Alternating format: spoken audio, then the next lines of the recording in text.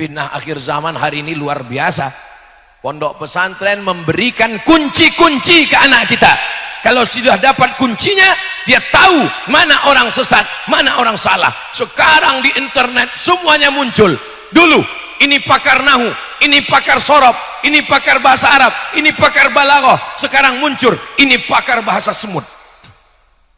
Aneh-aneh zaman ini sekarang.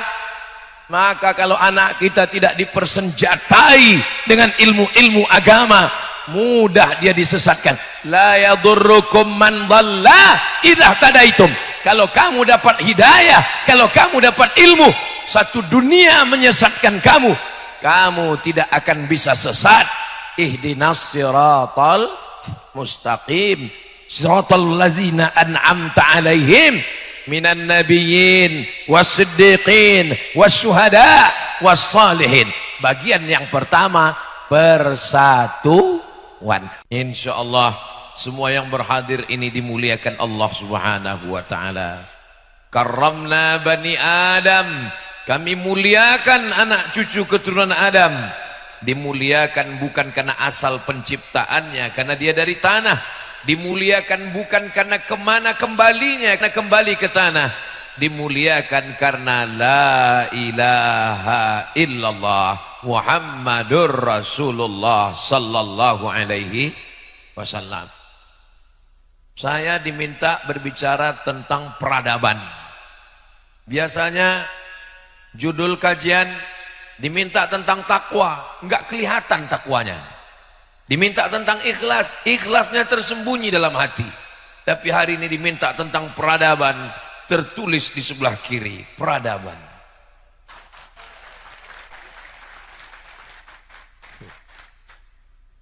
Ustadz Somad punya banyak teman, temannya dari Indragiri.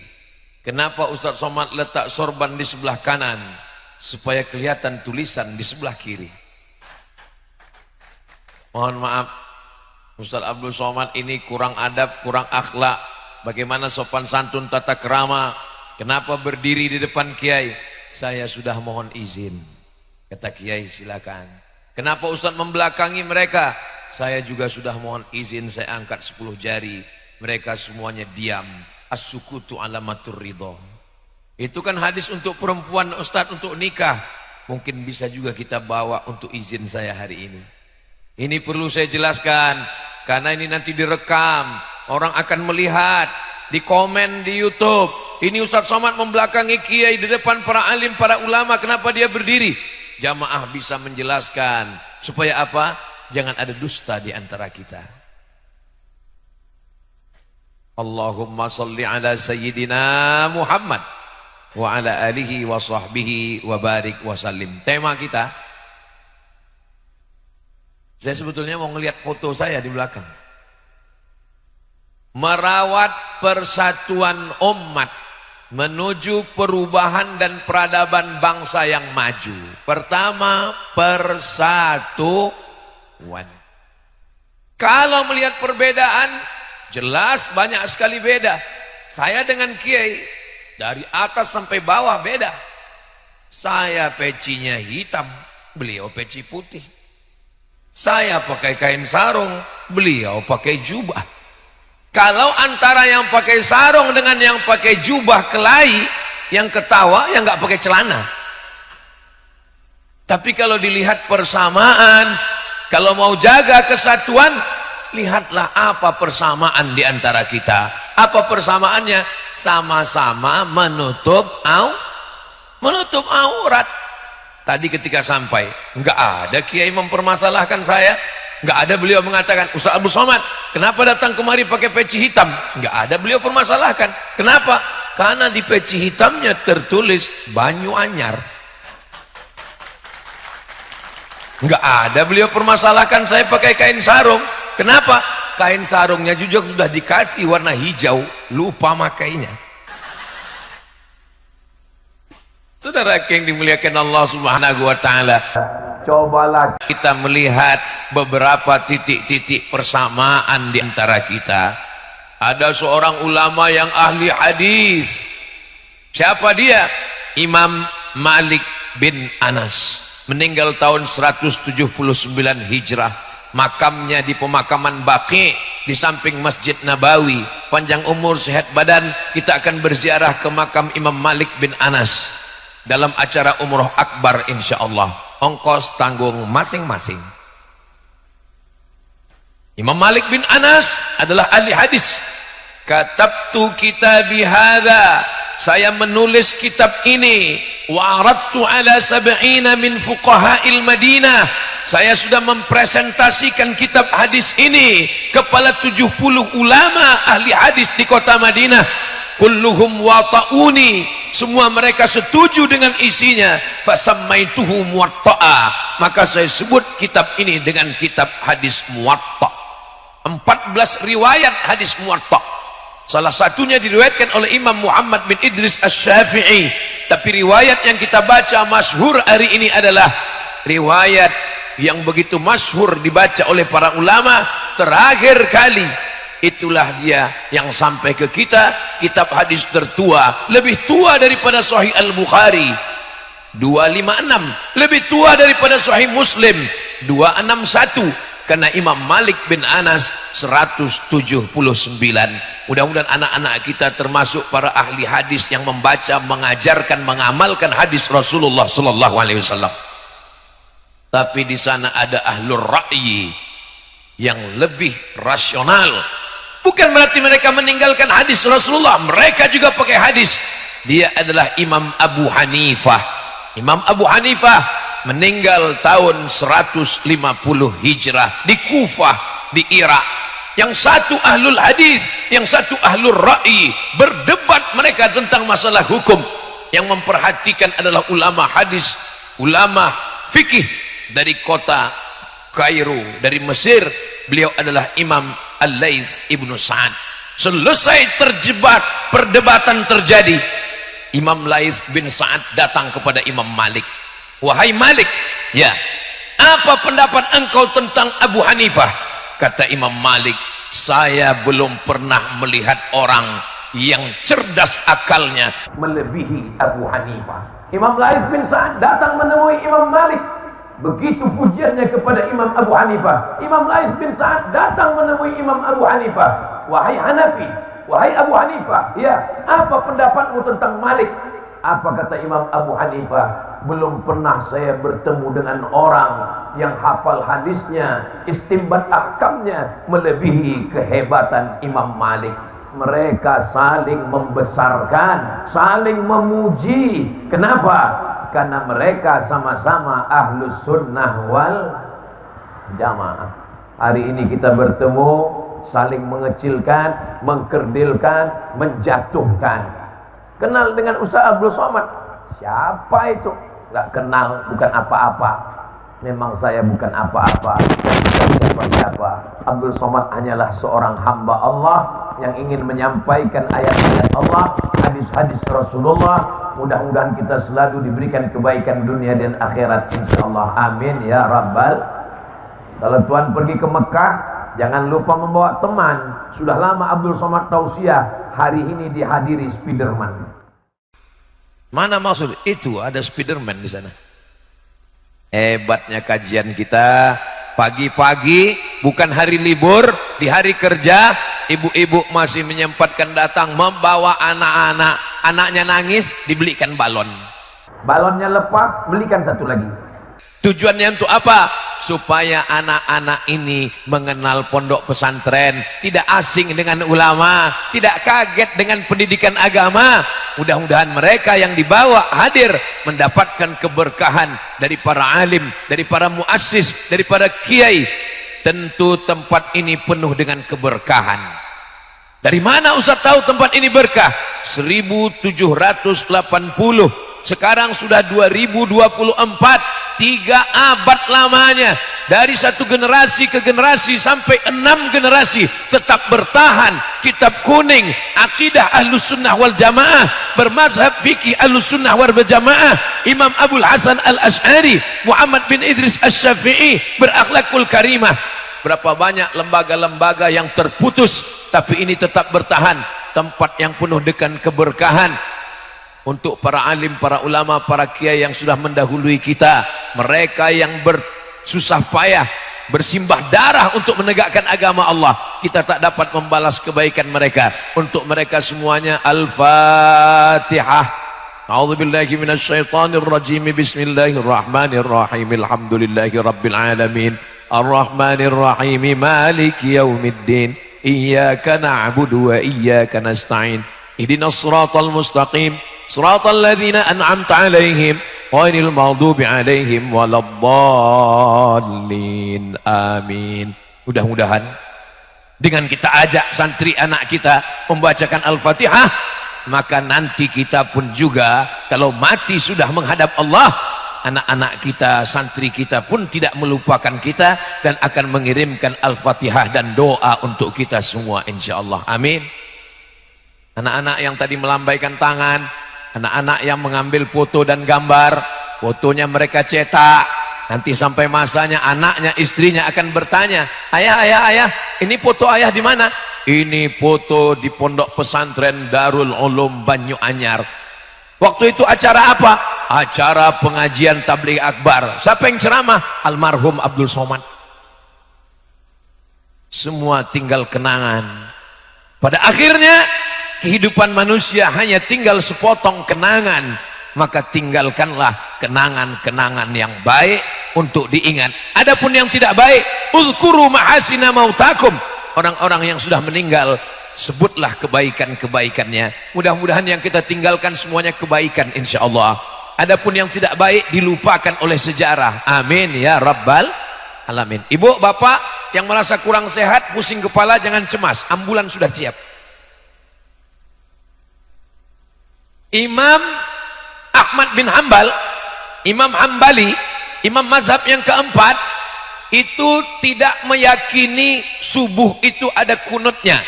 Maka Imam Ahmad bin Hanbal tidak berkunut. Sedangkan Imam Muhammad bin Idris Asy-Syafi'i, Imam Syafi'i meyakini sholat subuh ada kunutnya.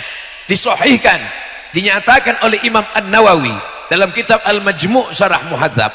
Lalu kemudian datang seseorang bertanya kepada Imam Ahmad bin Hanbal, wahai Imam Ahmad bin Hanbal, ya, saya ikut mazhab kamu, saya subuh tidak pakai kunut. Ya, kata Imam Ahmad bin Hanbal, bagaimana kalau saya berimam, saya jadi makmum, imam saya bermazhab Syafi'i yang subuhnya pakai kunut. Apa kata Imam Ahmad bin Hanbal? Kalau imammu baca kunut, maka engkau aminkan imam, engkau katakan amin. Idza qanatal imamu faqanata. Kalau imam berkunut, maka makmum pun ikut mengatakan, ucapkan amin. Allahumma hdina fi man hadait, amin, wa afina fi man afait, amin, wa tawallana fi man tawallait, amin, wa barik lana fi ma a'tait, amin, wa qina bi rahmatika syarra ma qadait, amin. Hari ini ada orang yang mengaku mengikut mazhab Imam Ahmad bin Hanbal, Imam Hambali, tapi saya pernah sholat di samping saya, imam baca kunut, dia diam. Allahumma hdina fi man hadait, enggak mau. Imam Ahmad bin Hanbal berbeda dengan Imam Syafi'i.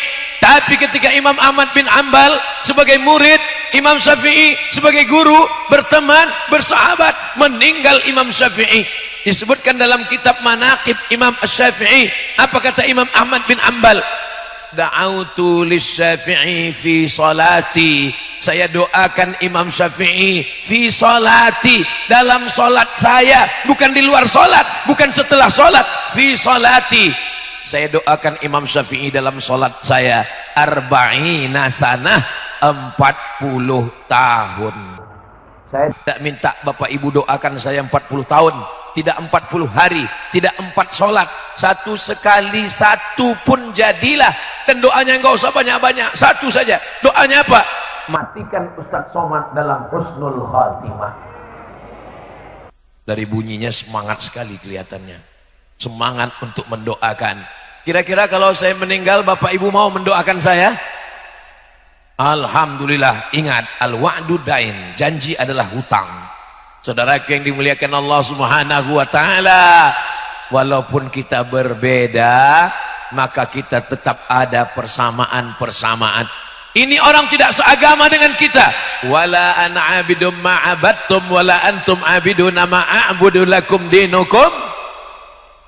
Jangan ajarkan orang Pulau Madura tentang persatuan.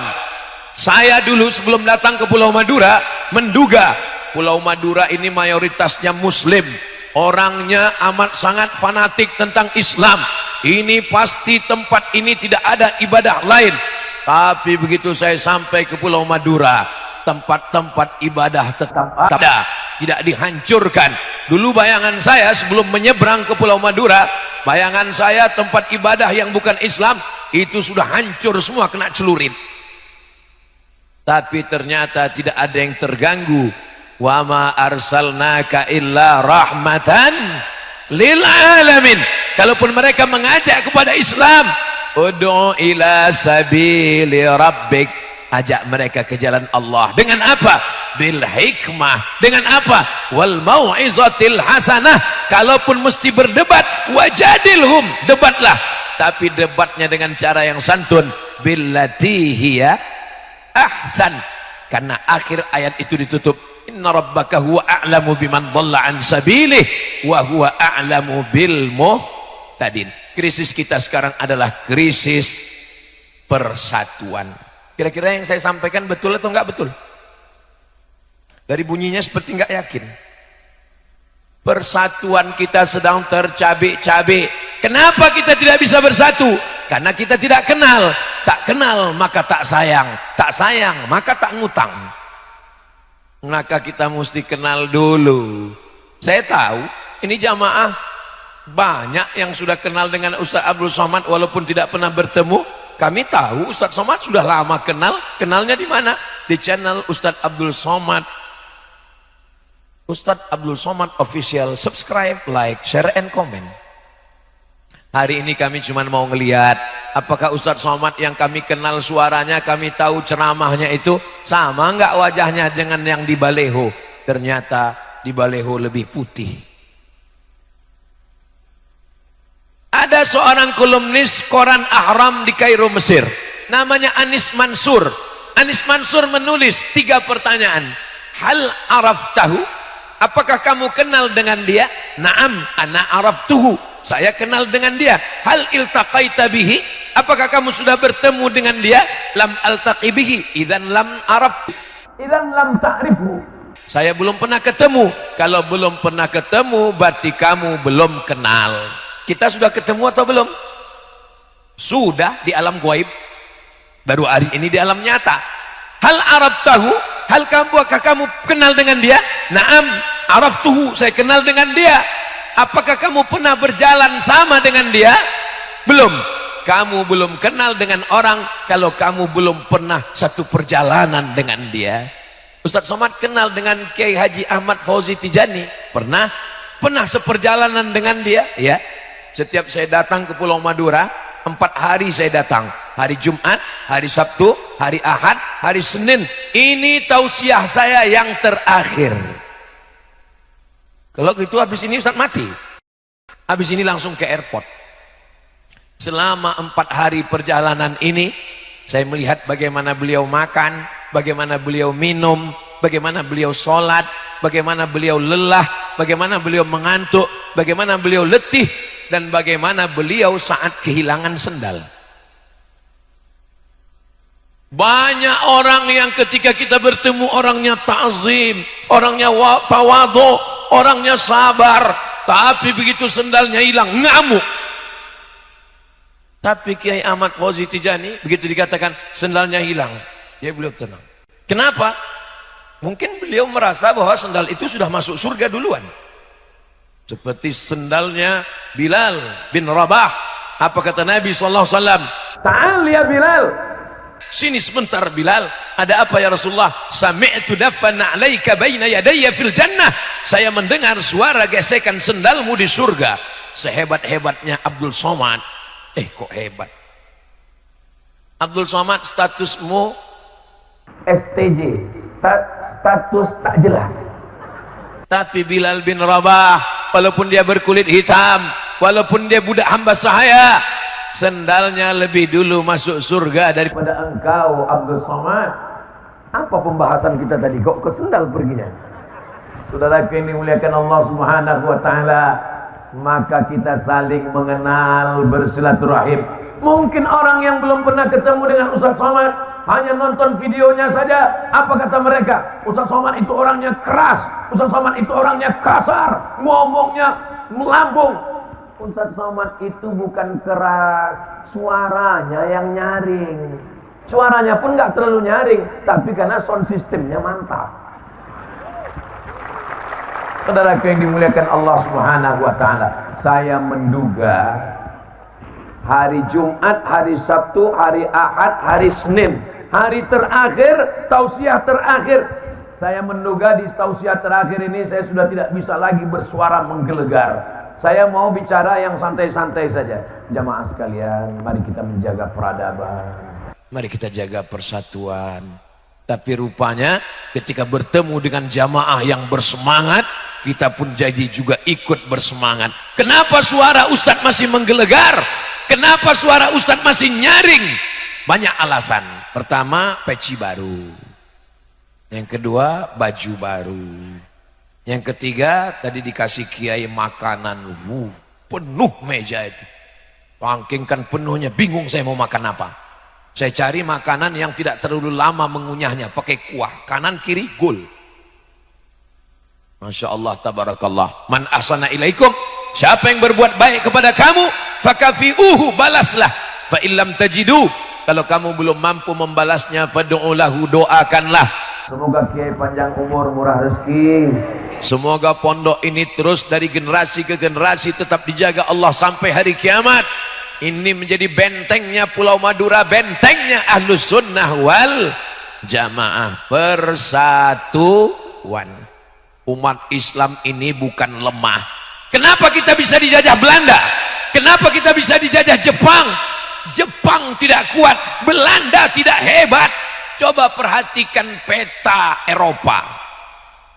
Dari Maroko, Mesir, Libya, Tunisia, Aljazair, Maroko. Selesai Maroko, nyebrang Samudra Atlantik, Jesiras. Dari Jesiras masuk ke Spanyol, Portugis, Portugal. Ustadz, Portugis dengan Portugal dua negara, satu negara. Apa bedanya? Portugis orangnya, Portugal negaranya. Portugal itu nama negara, bukan persatuan orang tua gatal. Portugal negaranya, Portugis orangnya. Negaranya kecil-kecil. Spanyol, Portugis, Portugal, Perancis, Jerman, Inggris, ada pulaunya dikit. Belanda kecil sebesar upil. Tapi kenapa bisa menjajah kita? Bukan karena mereka kuat, bukan karena mereka hebat, tapi kenapa? Karena kita mau diadu domba. Jangan mau diadu domba, karena yang mau diadu cuma kita, bukan domba. Maka kita diingatkan Allah Subhanahu wa taala, khalaqakum min nafsin wahidatin wa khalaqa minha zawjaha wa batha minhuma rijalan katsiran wa nisaa. Diciptakan Allah dari Adam dan Hawa. Cuman satu manusia, Adam, dan Hawa diciptakan dari tulang rusuknya. Setelah itu kita pun bertebaran di atas muka bumi Allah Subhanahu wa taala. Ustadz Somad dari Pulau Sumatera, jauh di sana. Dari Pulau Sumatera naik pesawat dari Pekanbaru ke Pulau Jawa, Cengkareng, Jakarta. Dari Jakarta naik pesawat lagi ke Surabaya. 2,5 jam baru sampai. Kalau naik kapal laut berapa lama? Tapi orang Pulau Madura tidak pernah mempermasalahkan Abdul Somad. Jangan datang Abdul Somad, kamu orang Sumatera. Enggak. Jangan datang Abdul Somad, kamu orang Melayu. Bukan. Mereka melihat persamaan. Abdul Somad sama-sama Negara Kesatuan Republik Indonesia. Abdul Somad sama-sama La ilaha illallah Muhammadun sallallahu alaihi wasallam. Ketika umat ini diadu domba, berpecah belah, akhirnya ulama-ulama lah yang menyatukan kita. Dulu orang selalu mengatakan negara ini negara demokrasi, betul, tidak salah. Yang menyatukan kita adalah pahlawan-pahlawan nasional, betul. Tapi baca sejarah, siapa yang pertama menyatukan kita? Yang terpecah belah dengan mazhab fikihnya, dengan mazhab akidahnya, dengan suku-sukunya. Kita bersatu 1912, 1905, 1926, 1928, jauh sebelum Sumpah Pemuda. 1905 Sarekat Islam yang terdiri dari orang-orang yang bersama dalam satu akidah, dalam satu ibadah, dalam satu Allah. Tuhannya satu, qul huwallahu ahad, nabinya satu, Muhammadur Rasulullah, kiblatnya satu, fawalli wajhaka syatral masjidil. Berbangsa satu, bangsa Indonesia. Bertanah air satu, tanah air Indonesia. Berbahasa satu, bahasa Indonesia. Itu 1928 guys. 1905 Sarekat Islam. 1912 Kiai Haji Ahmad Dahlan Muhammadiyah. 1926 Nahdlatul Ulama Mbah Hasyim Asy'ari. 1928 Persatuan Tarbiyah Islamiyah Syekh Sulaiman Ar-Rasuli di Bukit Tinggi, murid dari Syekh Ahmad Khatib Minangkabau. 1928 saudara-saudara kita yang satu bangsa satu tanah air barulah menyatakan Sumpah Pemuda. 1930 Al-Jam'iyatul Wasliyah, wasal menyambungkan, wasal menghubungkan. Karena terpecah belahnya umat, maka para ulama berkumpul di Medan Sumatera Utara meminta fatwa kepada Syekh Muhammad Yunus. Wahai Syekh Muhammad Yunus, apa yang layak untuk mempersatukan kita? Kita sudah tercabik-tabik, kita terpecah belah. Satukan, menyatukan dalam bingkai persatuan Al-Jam'iyatul Wasliyah. Semuanya ini dipersatukan oleh para ulama. Jadi kalau ada hari ini yang dikatakan ulama tapi malah memperpecah belah kita, maka sesungguhnya mari kita kembali kepada tuntunan Al-Quran dan sunnah Rasulullah sallallahu alaihi wasallam. Tapi nggak bisa sekedar tablik akbar, nggak selesai masalah ini dengan ceramah, dengan khutbah. Solusinya adalah kembali ke pondok pesantren. Saya tausiah di masjid, saya lihat ada bapak-bapak pakai cincin emas. Terus saya tanya, itu cincin bapak emas? Iya Pak Ustadz. Kenapa bapak pakai cincin emas? Karena Allah menyuruh dalam Al-Quran. Hah? Lama saya mikir, berarti piknik saya kurang jauh ini. Mazhab apa ini ya? Kalau boleh tahu Pak ayatnya? Khudhu zinatakum inda kulli masjid. Khudhu, ambillah, pakailah, zinatakum, perhiasan kamu, inda kulli masjid. Kalau kamu mau ke masjid, pakailah perhiasan. Inilah perhiasan yang paling bagus. Lama saya terdiam. Ini lama-lama orang yang waras ragu dengan kewarasannya. Ada sahabat kita, dia pergi ke rumah sakit jiwa. Begitu masuk pintu gerbang, ketemu orang gila. Orang gila di pintu gerbang itu nanya, sudah lama gila? Saya waras, kamu yang gila. Masuk ke dalam, di tengah tanah lapang, orang gila lagi duduk ngumpul, tepuk tangan. Orang gila, orang gila, saya yang waras, kalian yang gila. Masuk lagi ke dalam, di dekat kantor direktur rumah sakit, ketemu satu orang gila. Nanya, sudah lama gila? Lama-lama kata sahabat kita ini, saking banyaknya orang gila, orang waras ragu dengan kewarasannya. Seandainya semua orang mengatakan Kamu kalau mau ke masjid bawa perhiasan, kalau mau ke masjid bawa perhiasan, kalau mau ke masjid bawa perhiasan. Ayatnya jelas, khudzu zinatakum inda kulli masjid. Orang yang awam pun akan terikut. Siapa yang mengerti tentang ayat ini? Yang ngerti adalah santri pondok pesantren. Daftarkan anak Anda ke pondok pesantren Darul Ulum sebelum tanggal penutupan berikut ini. Ingat, kuota terbatas. Saudaraku yang dimuliakan Allah, saya tidak pernah diminta untuk buat endorse, saya tidak pernah dibisik-bisiki untuk buat pengumuman. Lalu kenapa Ustadz ngomong begini? Supaya bapak ibu yang memasukkan anaknya, anaknya jadi para alim ulama, anaknya menjadi ahli fikih, dan ketika nanti anaknya masuk surga, anaknya pasti nanya, Ustadz Somad mana? Disitulah saya mendapatkan syafaat dari santri-santri alumni pesantren Darul Ulum Banyuanyar, insyaallah. Amin ya rabbal. Masuk surga itu nggak sendirian, Pak. Masuk surga itu berjamaah, ramai-ramai. Mana ayatnya masuk surga ramai-ramai? Jelas-jelas dalam Al-Quran datang ngadap Allah sendirian.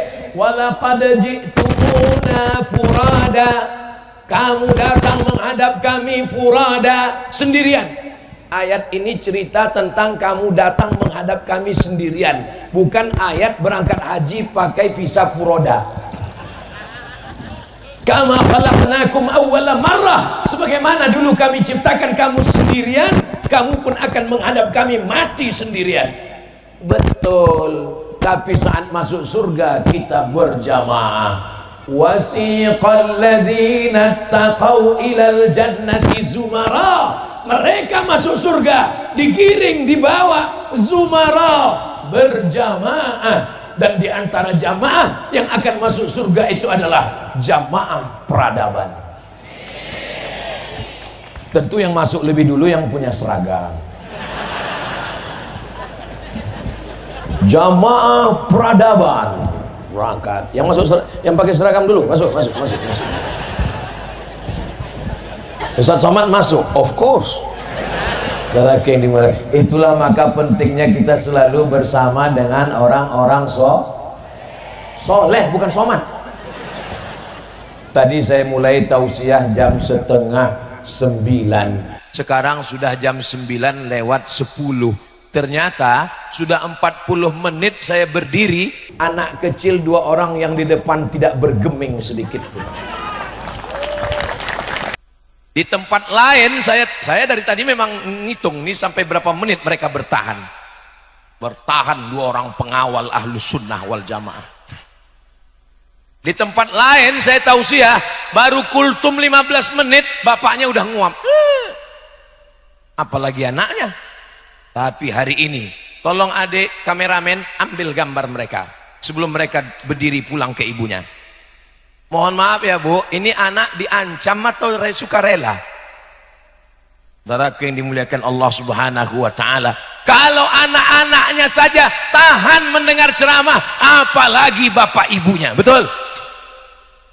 Memangnya Ustadz Somad nggak pernah diundang acara ceramah untuk anak-anak? Pernah. Pengalaman yang paling menggetarkan hati.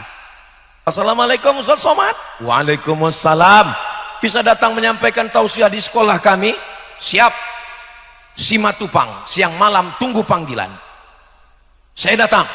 Begitu saya datang, saya sangka yang mau diceramahi wali santri, wali murid, anak TK semua. Kata protokol, berikut ini mari kita dengarkan tausiah yang akan disampaikan oleh Profesor Dr. Abdul Somad LCMA. Enggak ada satupun anak itu yang peduli. Semuanya kikik. Dalam hati saya, habis harga diriku hari ini. Saya pun menjaga wibawa saya. Saya pura-pura seakan-akan tidak terjadi apa-apa. Assalamualaikum warahmatullahi wabarakatuh. Mereka tetap juga nggak peduli. Saya buka dengan muqaddimah, alhamdulillahi wa kafa, wassalatu wassalamu alal habibil mujtaba wa ala alihi wa ashabihi ahli sidqi wal wafa, subhanaka la ilma lana. Mereka tetap nggak memperhatikan. Sampai akhirnya ini kalau saya lanjutkan 2 kemungkinan. Kalau nggak saya stres, mereka stres. Akhirnya saya panggil pawangnya. Kepala sekolah, mohon bantu saya, Bu. Bisa Ibu tolong saya? Kalau nggak bisa tolong, saya pulang ini. Datang kepala sekolah naik ke atas pentas, lalu dia senyum ke anak-anak. Anak-anak sekalian, tepuk anak soleh. Anak soleh, jangan ribut. Lihat Ustadz lagi cemas. Begitu ibunya tepuk tangan, anaknya tenang. Dalam hati saya, ternyata semudah itu ya. Kalau tahu gitu saya tepuk dari tadi. Tapi di Banyuanyar, anak-anak yang dididik sudah terbiasa mendengarkan tausiah. Mereka tidak bersembunyi di belakang, mereka tidak berada di tengah ibunya, mereka tampil ke depan. Inilah calon pemimpin masa depan. Allahu Akbar. Kira-kira bapak dulu waktu masih kecil sebesar ini, apakah seberani ini? Belum tentu. Kenapa mereka bisa seberani ini? Karena mereka mendapatkan doa barokah dari para kiai, para alim, para ulama. Mereka sudah terbiasa. Saya pernah ke satu daerah, diundang makan di rumah jamaah. Sampai di dalam, orang tuanya minta doa. Ustaz tolong doakan anak saya. Takut. Dalam hati saya, sangka saya setan. Saudara yang dimuliakan Allah Subhanahu wa taala, masukkan anak ke pondok pesantren. Tapi katanya kita disuruh bawa perhiasan kalau mau pergi ke masjid. Lihat dulu asbabun nuzul ayat itu. Ayat itu cerita tentang apa? Dulu mereka tawaf di samping Ka'bah, uryanun taliq. Mohon maaf beribu maaf. Dalam keadaan oryan, telanjang bulat, nggak pakai baju. Mohon maaf, tidak layak saya berkata di depan kiai. Turun ayat khudhu zinatakum, maknanya ambil perhiasan. Pakaian kamu, pakai pakaian inda kulli masjid. Ketika kamu masuk Masjidil Haram mau tawaf, pakai pakaian, bukan tanpa pakaian. Itu enggak ada dalam terjemah Depak Kementerian Agama. Itu ada dalam kitab tafsir. Masalahnya tafsir berbahasa Arab. Yang paling kecil tafsir Mufradat Al-Quran berbahasa Arab. Tafsir Jalaluddin Al-Ma'alli, Jalaluddin As-Suyuti berbahasa Arab. Tafsir Abul Fida Ismail Ibnu Katsir berbahasa Arab. Tafsir Al-Quranil Azim, tafsir Mafatihul Ghaib Fakhruddin Ar-Razi berbahasa Arab. Dan pintu masuk ke bahasa Arab, nahwu, sharaf, balaghah, ma'ani, bayan, itu hanya dipelajari di pondok pesantren.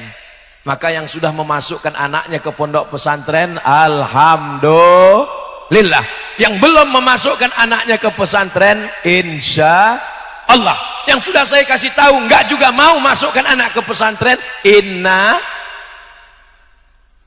kok innalillah Pak Ustadz ya. Fitnah akhir zaman hari ini luar biasa. Pondok pesantren memberikan kunci-kunci ke anak kita. Kalau sudah dapat kuncinya, dia tahu mana orang sesat, mana orang salah. Sekarang di internet semuanya muncul. Dulu ini pakar nahu, ini pakar sorob, ini pakar bahasa Arab, ini pakar balaghah. Sekarang muncul ini pakar bahasa semut.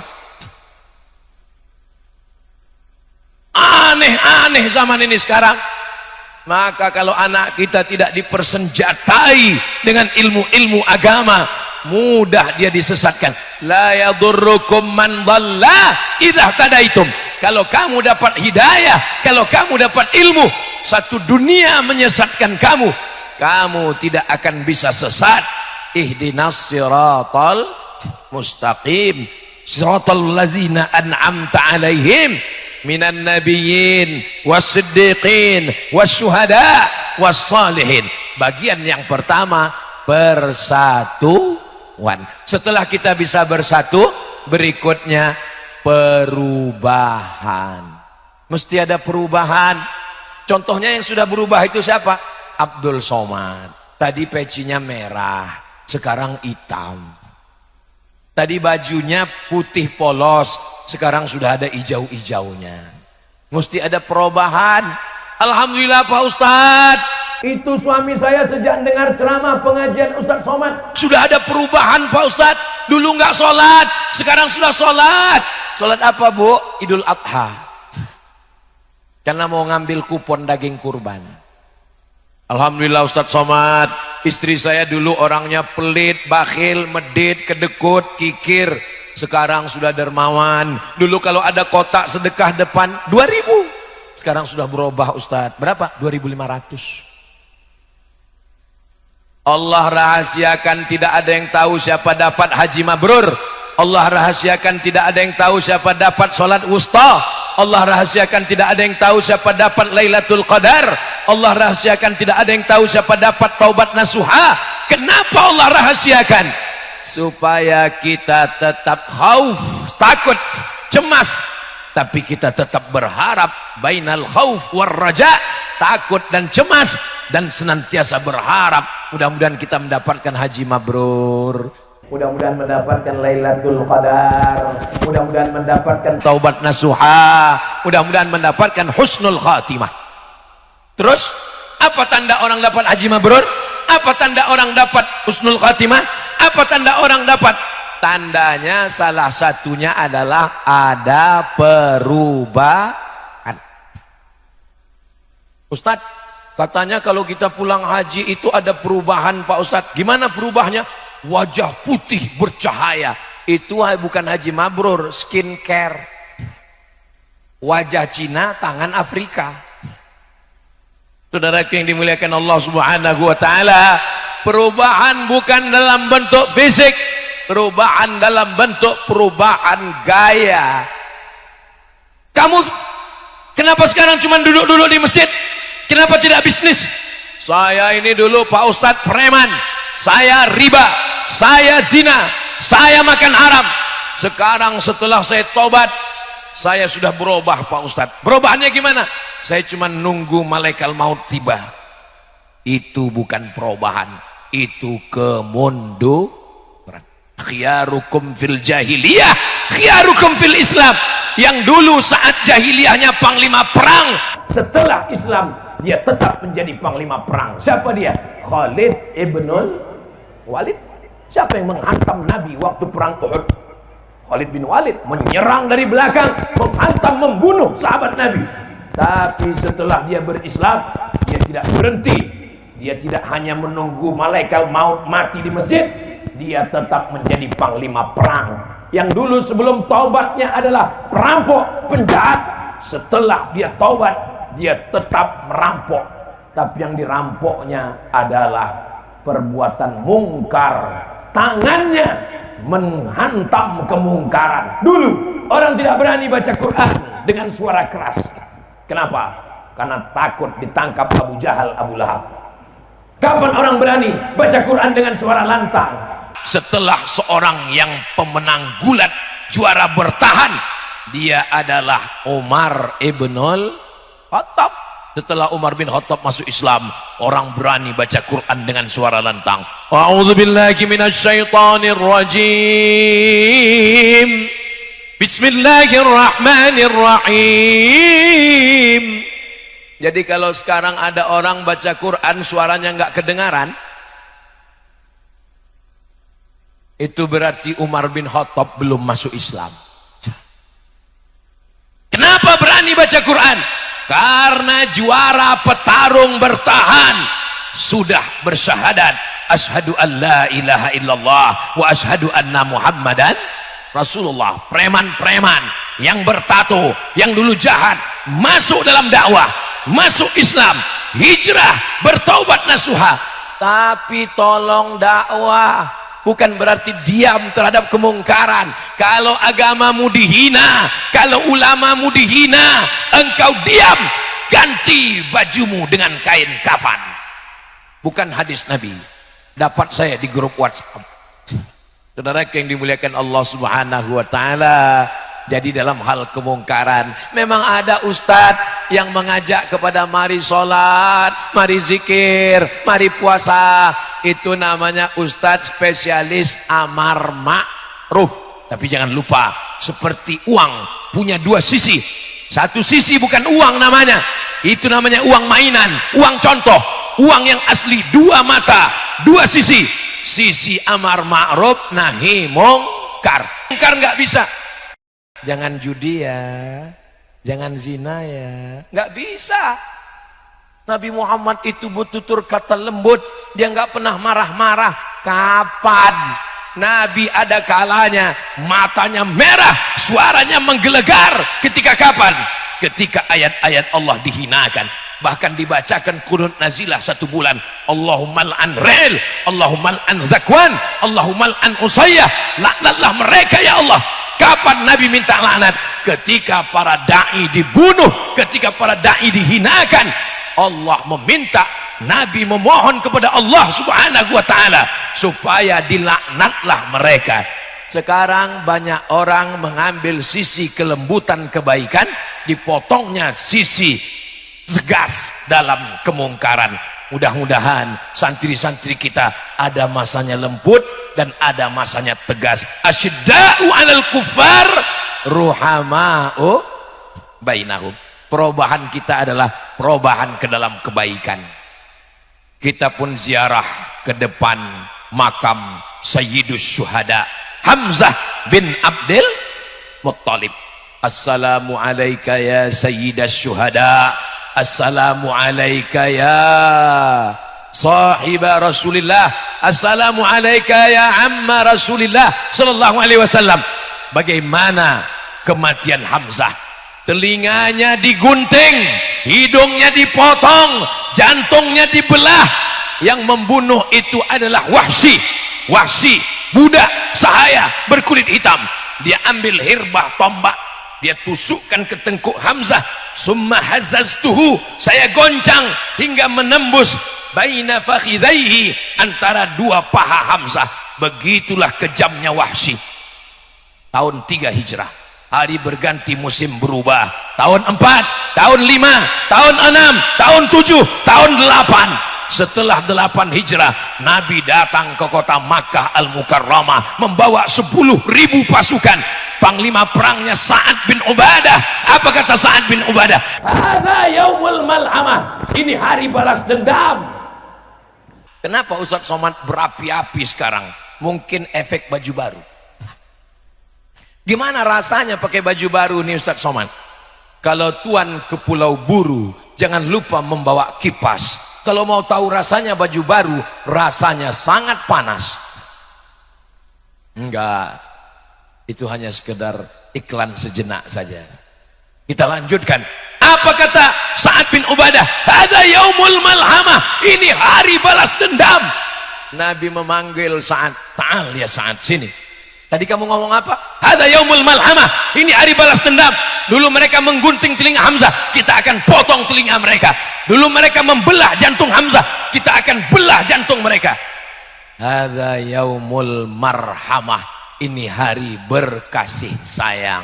Dari lam ke ra, dari malhamah ke marhamah.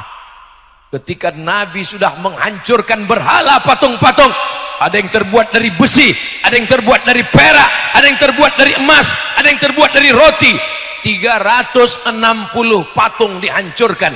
Begitu kata Syekh Safiur Rahman Al-Mubarakfuri dalam kitab Ar-Rahiq Al-Maktum. Selesai itu Nabi berdiri, ya ahla Makkah, ma tarawna anni fa'ilum bikum. Wahai penduduk Makkah, menurut kalian apa yang akan aku lakukan terhadap kalian? Apa kata orang Makkah? Akhun karim wa ibnu akhin karim. Engkau saudara kami ya Muhammad, ayahmu saudara kami ya Muhammad. Ternyata kalau kita sudah menang, semua jadi saudara, besti. Akhun karim wa ibnu akhin karim. Apa kata Nabi sallallahu alaihi wasallam? Idhabu wa antumut tulaqa. Pergilah kamu semua, kamu bebas. Tidak ada telinga yang dipotong, tidak ada hidungnya digunting, tidak ada jantung yang dibelah, semuanya bebas. Turunlah ayat idza jaa nasrullah wal fath wa ra'aitan nasa yadkhuluna fi dinillahi afwaja. Berbondong-bondong mereka masuk Islam, bukan karena tombak Rasulullah, bukan karena pedang Rasulullah. Mereka masuk Islam, berubah 180 derajat. karena maaf dari Rasulullah sallallahu alaihi wasallam. Mana Wahsy? Mana Wahsy yang dulu menggunting telinga Hamzah? Mana Wahsy yang dulu menusukkan tombaknya? Ternyata Wahsy lari ke Taif, takut telinganya dipotong Rasulullah SAW, lari ke Taif. Tapi bukan berarti nanti bapak ibu yang umroh pergi ke Taif itu ikut Wahsy, bukan. Taif jalan-jalan bagus, nggak apa-apa, dingin suasananya, indah. Wahsy pergi ke Taif 19 hari Rasulullah di kota Makkah Al-Mukarramah. Setelah itu Nabi pergi, Wahsy dengar kabar, oh Muhammad SAW sudah pergi. Wahsy pulang, Wahsy ke Mekah. Dia lihat tidak ada orang Mekah yang telinganya digunting, ternyata ada ibu-ibu di belakang. Masya Allah, yang di depan masih masuk akal, mereka mau melihat wajah Ustaz Somad, yang di belakang tengkuk Ustaz Somad. Mudah-mudahan yang di depan, yang di belakang, yang di kanan, yang di kiri semuanya masuk surga insya Allah. Wahsy pulang ke kota Makkah, ternyata tidak terjadi apa-apa. Wahsy mengejar Nabi ke Madinah. Sampai di Madinah dia bertemu dengan Rasulullah sallallahu alaihi wasallam. Nabi bertanya, "Anta Wahsy? Kamu Wahsy?" "Na'am ya Rasulullah." "Qatalta Hamzah? Kamu yang sudah membunuh paman saya Hamzah?" "Iya ya Rasulullah." Nabi hanya menepuk dada Wahsy supaya kuat iman dan Islamnya. Nabi tidak menggunting telinga Wahsy. Nabi hanya berkata, "Aghib wajhaka anni." Tolong palingkan wajahmu dariku wahai Habsyi. Wahsy pun lalu kemudian pergi, tapi Wahsy tetap merasa berdosa. Tanganku membunuh orang paling baik Hamzah, tanganku berdarah, ini tangan mesti dibersihkan. Sampai akhirnya dia dapat kesempatan untuk membersihkan tangannya. Dia berubah, tapi perubahannya bukan menjadi lemah, lesu, letoy, lunglai. Dia tetap bertenaga, dia tetap berjihad. Sampai akhirnya kesempatan membersihkan tangan itu datang. Seorang nabi palsu bernama Musailamah Al-Kadzab di Yamamah. Pada masa pemerintahan Abu Bakar Siddiq, Rasulullah sudah meninggal menghadap Allah Subhanahu wa taala. Ada nabi palsu membuat surat palsu. Wal fil wa ma adraka mal fil lahu dhailun tawil. Dia buat surat yang mirip dengan Al-Quran, tapi maknanya nggak ada sama sekali. Wal fil, demi gajah. Wa ma adraka mal fil, tahukah kamu apa gajah itu? Lahu dhailun tawil, ekornya panjang. Apa itu? Tapi masih lumayan bisa dipahami. Ini sekarang ada bahasa nggak ngerti sama sekali.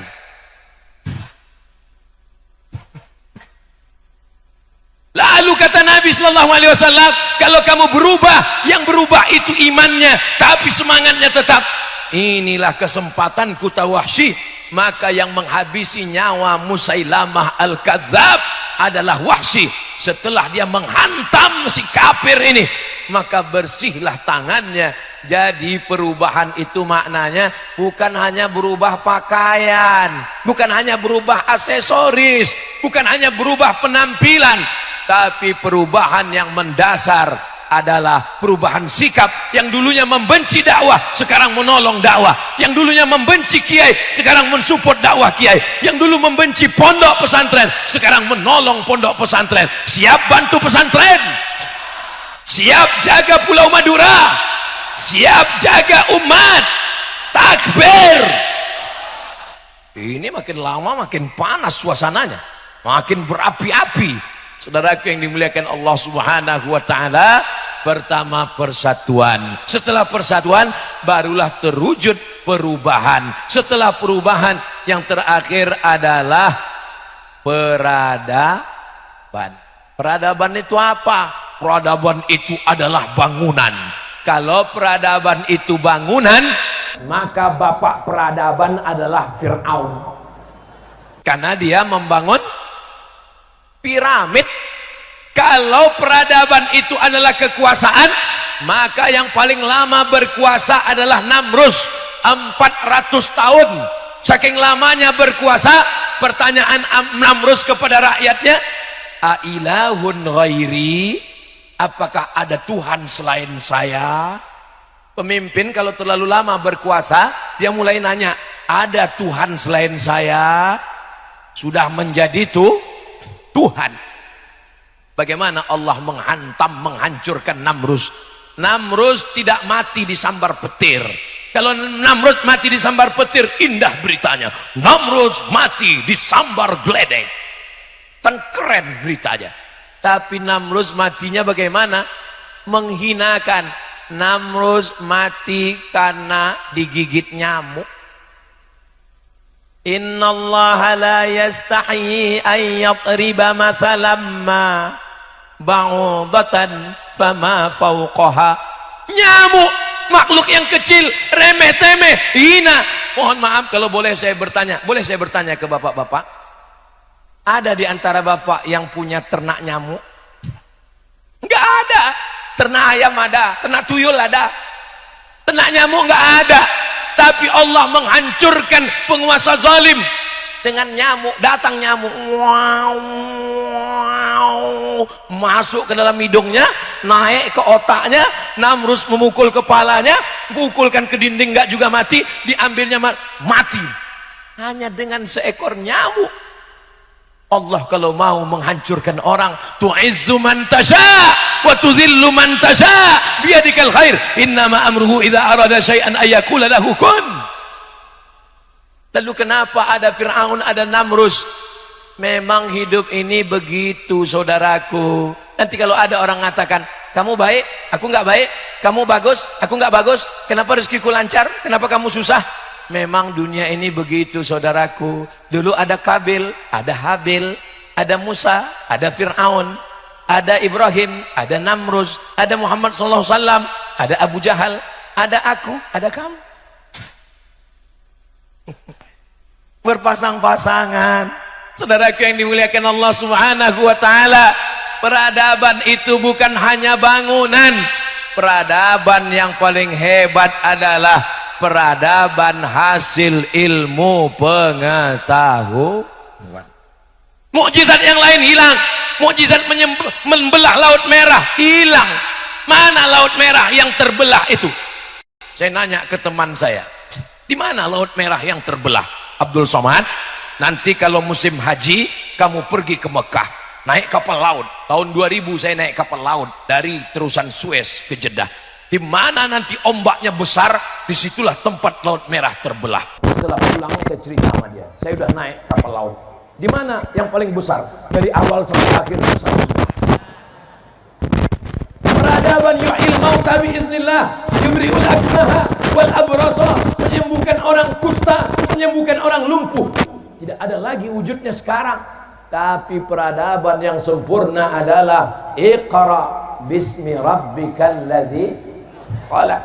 Bapak meninggalkan kebun yang luas, tinggal. Ustaz kok tiba-tiba ingat kebun? Ya saya lihat ada kebun. Kau tinggalkan bangunan yang megah, tinggal. Rumah besar, tinggal. Mobil besar, tinggal. Bini besar. Oh. Astagfirullah. Tinggal. Yang kekal abadi mana? Matan al-Ajurrumiyah, Kawakib Durriyah, Al-Imriti, Alfiyah Ibnu Malik. Ini peradaban keilmuan pengetahuan. Maka kalau mau kekal abadi, tinggalkanlah peradaban ilmu yang tidak akan lekang karena panas, tak akan lapuk karena hujan. Semuanya berubah, semuanya berubah. Pohon kayu berubah, bangunan berubah. Yang tidak berubah itu hubungan kita, sayang. Bapak nanti ngomong begitu sama ibu. Saudaraku yang dimuliakan Allah Subhanahu wa Ta'ala, peradaban Islam adalah peradaban akhlak. Inilah yang tidak akan pernah mati. Mudah-mudahan anak kita berakhlakul karimah.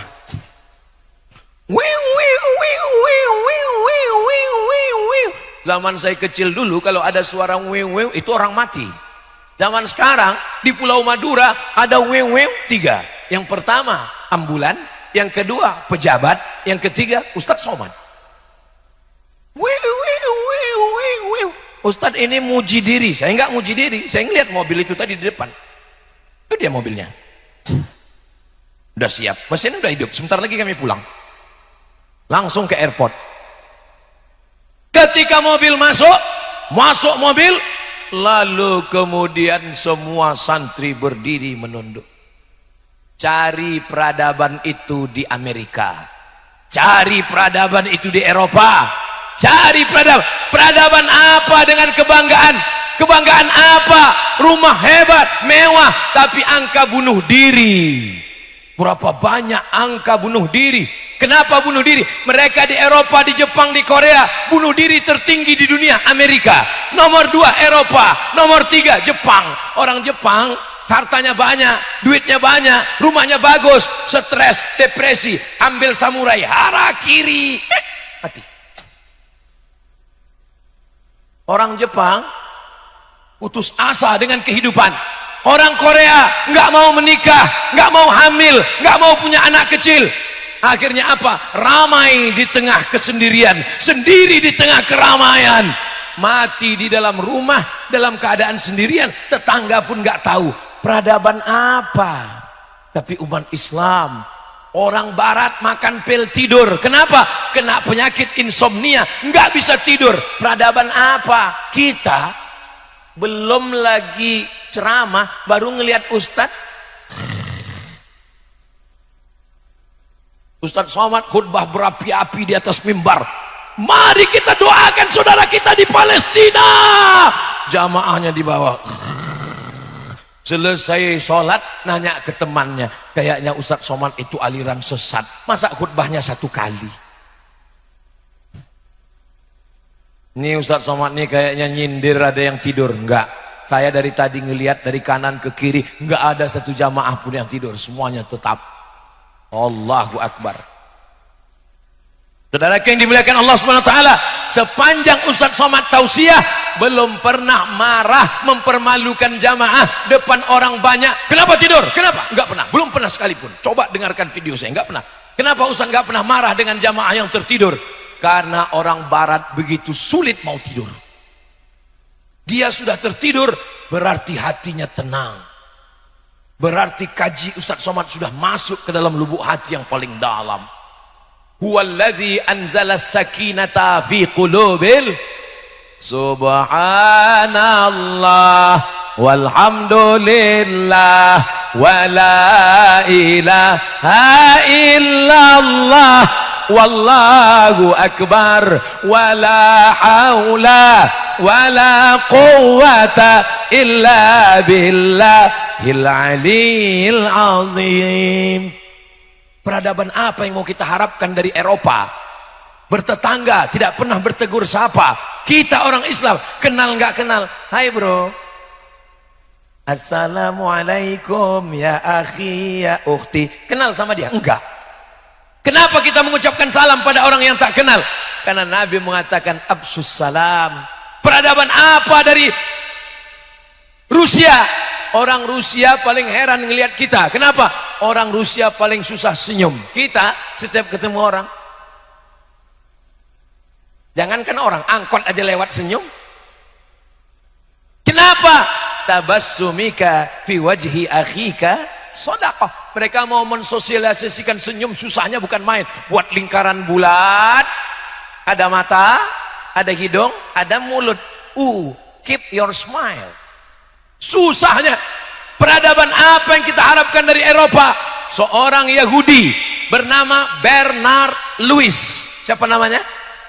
Bernard Lewis. Dari namanya Bernard Lewis itu sudah jelas ini orang nggak mandi wajib. Bernard Lewis, apa kata Bernard Lewis?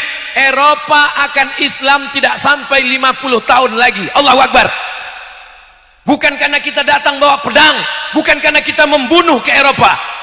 3 yang menyebabkan Eropa akan bersyahadat. Yang pertama, umat Islam datang beramai-ramai ke Eropa. Orang Tunisia, orang Aljazair, orang Maroko mengisi Spanyol, orang Turki mengisi Jerman, India, Pakistan, Bangladesh mengisi Inggris. Terus umat Islam memenuhi Eropa. Memangnya orang Eropa kemana? Orang Eropa mati karena tidak menikah. Mereka tidak mau nikah. Sebab apa? Menurut mereka menikah buang-buang waktu saja. Sedangkan orang Islam, fankihu ma tabalakum minan nisa'i mathna wa thulatha wa ruba'. Fa in khif, tunggu Bu, jangan marah dulu. Ini cerita kita di Eropa, bukan di Pulau Madura. Fa in khiftum alla ta'dilu fawahidah, only one. Mereka tidak mau punya anak. Sekarang ada gerakan namanya free child, child free, child anak free, nggak mau punya anak, nikah tapi nggak mau punya anak, nggak mau ribet. Maka dalam Islam diajarkan tazawwajul walud, nikahilah perempuan yang subur, al wadud, yang penyayang anak. Adik-adik yang belum nikah, nikahi perempuan yang subur. Bagaimana caranya Pak Ustaz? Dites dulu. Jangan, ditanya dulu. Dek, kamu anak nomor berapa? Aku anak pertama. Satu keluarga berapa orang? Aku satu-satunya. Mohon maaf, kamu tidak lulus fit and proper test. Ketemu lagi, kamu nomor berapa? Aku nomor 13. Gua banget. Karena kalau dia banyak saudaranya, berarti ibunya subur, berarti dia juga akan subur. Saudaraku yang dimuliakan Allah, inni mukatsirum bikumul umama yaumal qiyamah. Saya, kata Nabi yang paling bangga pada hari kiamat, karena umatnya paling banyak adalah umat Nabi Muhammad sallallahu alaihi. Kenapa mereka hancur? Gedungnya sudah berdiri tinggi, menara Eiffelnya, menara Romanya. Kenapa Eropa hancur? Karena mereka tidak punya keturunan, habis musnah. Nanti Bapak Ibu kalau ke Pekanbaru, ada namanya Masjid Agung An-Nur. Di samping Masjid Agung An-Nur itu dulu banyak pohon korma, tapi nggak ada yang berbuah. Akhirnya dipanggil satu profesor bidang kolma dari Thailand, namanya Profesor Kola. Profesor Kola diperintahkan untuk melihat kebun-kebun kurma. Kenapa kurma tidak berbuah? Akhirnya dia tersenyum. Kenapa Prof? Kenapa kurma nggak berbuah? Karena kurma ini jantan semua. Itu menunjukkan Eropa akan binasa karena jantan semua. Apa maksudnya? LGBT. Walaupun LGBT itu bunyi kalimatnya muannas. LGBT, LGBTA, LGBTunna. Jangan tulis LGBT, nanti kena ban langsung. Maka caranya tulis, karena itu punya mereka. Jangan tulis Israel, nanti kena ban, kena hapus, kena take down. Jadi tulis apa? Israel. Jangan tulis LGBT, jadi tulis apa? LGBTkum. Saudaraku yang dimuliakan Allah Subhanahu wa taala, mereka akan musnah bukan dengan peperangan. Itulah janji Rasulullah sallallahu alaihi wasallam, la tuftahannal Qastantiniyah, kamu akan menguasai Rum. Sampai masanya berkumandanglah azan di atas menara Eiffel, Allahu Akbar, Allahu Akbar. Mudah-mudahan itu adalah santri-santri kita insyaallah. Amin ya rabbal alamin. Siapa yang tausiah di pesantren Darul Ulum Baju Anyar tadi? Ustadz Abdul Somad. Apa yang dia sampaikan? Ada 3. Apa yang 3 itu? Aku nggak ingat. Yang pertama persatuan, yang kedua perubahan, yang ketiga peradaban. Bagi yang tidak ingat, bisa ditonton ulang di channel Ustadz Abdul Somad Official. Subscribe, like, share, and comment. Itulah yang dapat Al-Fakir sampaikan. Mohon maaf atas segala kesilapan dan kekhilafan. Tadi dimulai jam setengah 10, jam setengah 9, sekarang jam 10 kurang 15.